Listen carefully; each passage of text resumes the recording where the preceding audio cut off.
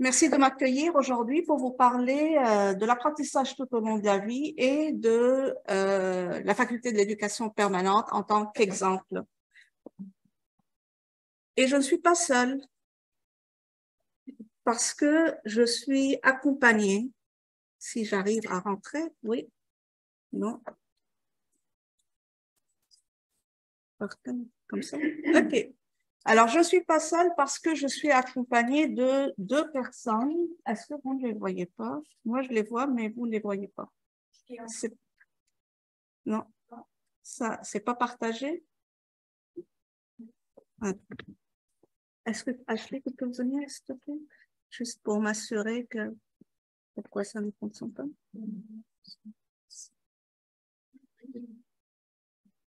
Vous êtes en train de partager votre écran, mais c'est pas partagé. Les gens ne le voient pas. Ok. Ça marche. On va utiliser. Ok. Ok, parfait. Alors, comme vous voyez, je suis accompagnée de Guillaume et de Samantha. Guillaume est un étudiant à la FEP en intervention et en dépendance. Guillaume n'avait pas ce qu'il fallait pour entrer à l'université. Il n'avait pas de DEC, mais il est passé par le programme Accès FEP à la faculté de l'éducation permanente. Aujourd'hui, il continue donc ses études à distance et il travaille au Nunavut avec les communautés culturelles inuites. Samantha est diplômée de la FEP, travaille à l'Université de Montréal au SAR, au service de l'admission et du recrutement. Elle est d'origine mexicaine. Elle est arrivée en 2004. Elle est venue d'abord en 2004 au Québec pour un séjour linguistique. Elle a aimé le pays. Elle voulait s'installer, elle est retournée au Mexique. Elle a fait un bac en communication. Et puis, elle est revenue au Québec pour s'installer définitivement. Elle a commencé d'abord une maîtrise. Elle a vu que c'était trop long, c'était pas ce qu'elle voulait faire. Elle est venue à la faculté de l'éducation permanente. Elle a fait un certificat en relations publiques. Et comme ça, elle a pu travailler à l'Université de Montréal et avoir des projets professionnels, continuer à avoir des projets professionnels en communication. C'est l'exemple de nos diplômés et de nos diplômés. Valérie Plante, notre première diplômée d'honneur. François Cardinal, que vous connaissez, qui travaille à la presse. Frédéric, qui travaille à l'UPAC et d'autres personnes. Notre impact est partout. Nos diplômés sont partout parce qu'on est une faculté qui est multidisciplinaire. Et nos chargés de cours. Nos chargés de cours, on n'a pas de professeurs, on ne fait pas de recherche. On est une faculté dédiée à l'enseignement et à l'apprentissage. Donc, nos chargés de cours, que je remercie ici, qui jouent un rôle super important. Il y en a plusieurs qui sont des profs dans d'autres facultés ou des chargés de cours dans d'autres facultés. Et ils sont ancrés dans les milieux professionnels. Et nos étudiants et étudiantes, c'est des gens qui sont très courageux, qui sont en retour aux études. Il y a 25% qui proviennent des cégeps, mais le reste, c'est des parcours atypiques. Donc, de plus en plus, on parle dans les universités des parcours atypiques. Ça a toujours été la mission de la faculté de l'éducation permanente de les accueillir et on continue à le faire. Donc, ce sont des gens en retour aux études qui cherchent la conciliation travail, études, famille et qui la trouvent chez nous à la fin. Et c'est là où je vais commencer donc ma présentation pour vous parler de comment la faculté de l'éducation permanente essaie de réaliser les objectifs de développement durable dans son travail quotidien. Et ce n'est pas un travail de recherche, ce que je vous présente, c'est un travail de terrain, un travail de praticienne. Donc, la faculté de l'éducation permanente, première faculté francophone dédiée à l'éducation des adultes au Canada. Elle est la 3e plus grande faculté en nombre d'étudiants distincts, 11 000 étudiants distincts par année. Elle a une mission d'enseignement et elle fait un focus sur le retour des études avec flexibilité dans les parcours et, comme j'ai dit, des programmes multi- et interdisciplinaires qui se basent sur la réalité des milieux professionnels. Donc, à la FEP, il y a les programmes dont je viens de vous parler, les programmes crédités, des certificats, des bacs par cumul, des bacs par appellation. Mais il y a aussi le centre de perfectionnement qui offre des formations non créditées. L'école de français, l'école de langue qui va s'appeler l'école de français très, très prochainement. Et finalement, le bureau interfacultaire de la formation continue qui récemment est devenu sous l'égide de la faculté de l'éducation permanente. Donc, on parle de 5000 diplômés actifs. Donc, on est la deuxième faculté en termes de nombre de diplômés actifs dans la base de données du réseau des diplômés de l'Université de Montréal. C'est énorme. Et ils sont partout, hein? Ils sont partout dans tous les domaines, en communication, en santé, en droit, en éducation. Ils sont vraiment, vraiment partout. Et ils sont au Québec, ils sont au Canada, ils sont à l'international. Et la faculté, donc, juste un petit rappel historique, c'est qu'elle a commencé en 1952, l'Université de Montréal a créé le service de l'extension de l'enseignement, qui est devenu ensuite le service de la faculté le service de l'éducation permanente, et finalement devenir faculté de l'éducation permanente avec un doyen qui est toujours présent aux tables pour les grandes décisions. L'AGFEP a été créée, c'est l'association des étudiantes et étudiantes de la faculté, et le syndicat, le SCUM des chargés de cours.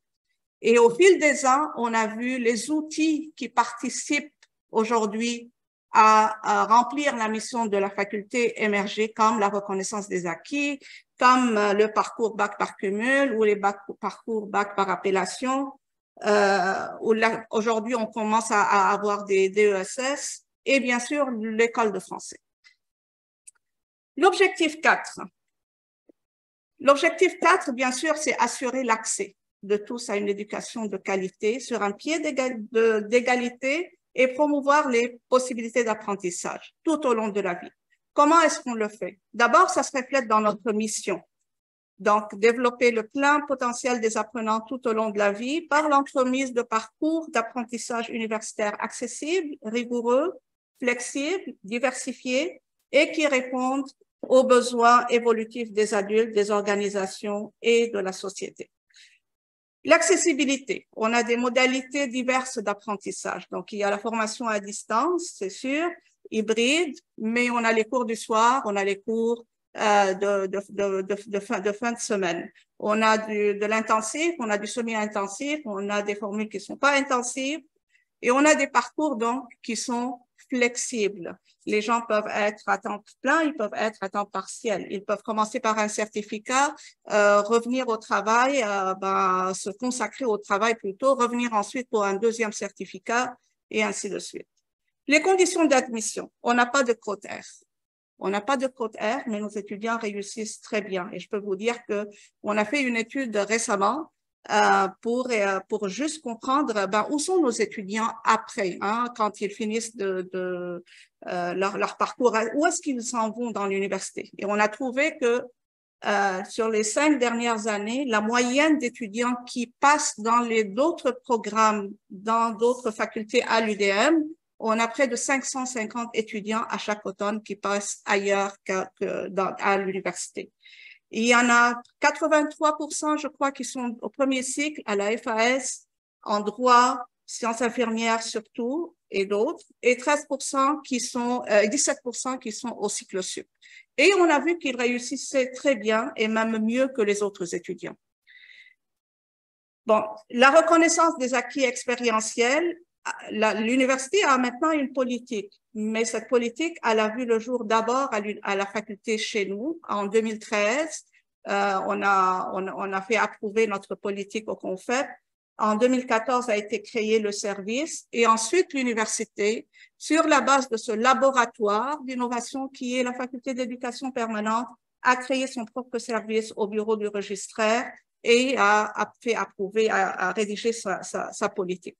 On a les passerelles d'ex-certificats et on a les bourses de persévérance et je lance les bourses pour les études à temps partiel. On les demande, c'est une demande historique de la part de l'AGFEP, de l'association étudiante et de la part de la FEP.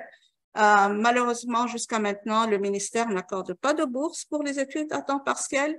C'est quelque chose qui serait comme très bénéfique pour nos étudiants. Pour la qualité, donc, comme tous les autres programmes, tous nos certificats passent par l'évaluation périodique des programmes avec les outils institutionnels. Donc, comme les bacs, comme les doctorats, on a terminé il y a 3 ans, il y a 4 ans, on a terminé la première ronde d'évaluation de nos programmes et là, on commence la deuxième.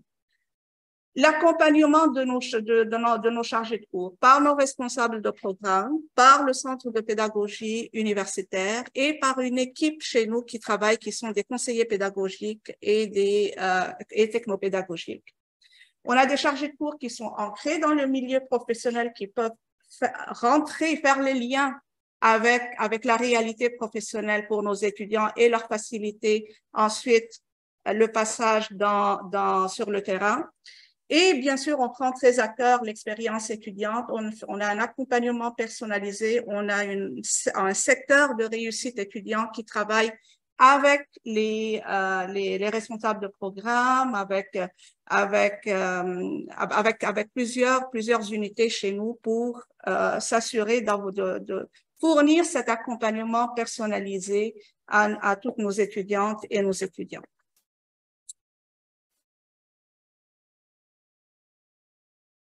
Mais ce n'est pas tout. Parce qu'on est multidisciplinaire et Daniel l'a mentionné, par définition, l'éducation participe aux objectifs de développement durable, par exemple, pour les inégalités sociales. On sait que c'est le vecteur le plus important pour éliminer ou réduire les inégalités sociales, pour l'égalité entre les sexes. Moi, je peux vous dire que, par exemple, chez nous, la majorité de nos étudiants, près de 74%, sont des femmes, depuis toujours.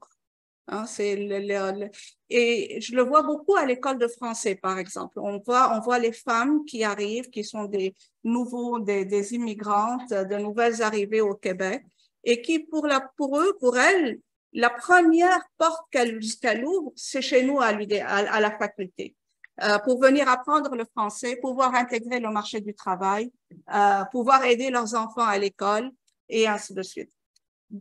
Nos programmes, le programme Coopération et Solidarité internationale est basé dans sa conception sur les objectifs de développement durable. Et on voit dans les cours PPL que vous voyez, éducation à la citoyenneté mondiale, changement et justice climatique, égalité hommes-femmes, économie sociale, ainsi de suite. On voit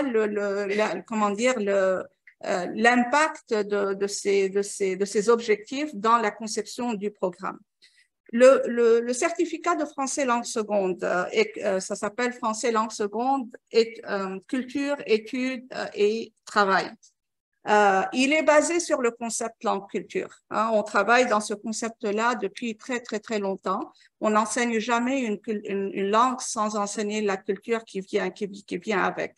Donc, et là, on parle de culture québécoise, mais on parle aussi chez nous de la culture francophone canadienne et des francophonies internationales de façon générale. Le certificat, avec ses cours qui sont ouverts à tous les étudiants libres, participe aussi à cette question d'inégalité sociale, permet d'ouvrir les portes du monde professionnel aux nouveaux arrivants et permet la cohésion sociale dont vous avez parlé. Il y a certains cours qui sont plus parlants pour moi, bien sûr, comme Introduction à la culture québécoise, où on adopte la perspective plus sociologique pour parler de la culture, du lien entre la culture et la langue. Donc, le cours devient une excuse pour apprendre la langue. Mais il y a aussi lexique et culture, compréhension et expression. C'est un cours qui est basé de niveau avancé, qui est basé sur le concept universel singulier, où on va parler, par exemple, du bonheur et de l'eau. Il y a 2 thématiques qui sont proposées. Donc, la technique, je vais l'appeler technique de l'universel singulier. Ce sont des thématiques qui sont présentes partout, le bonheur et l'eau.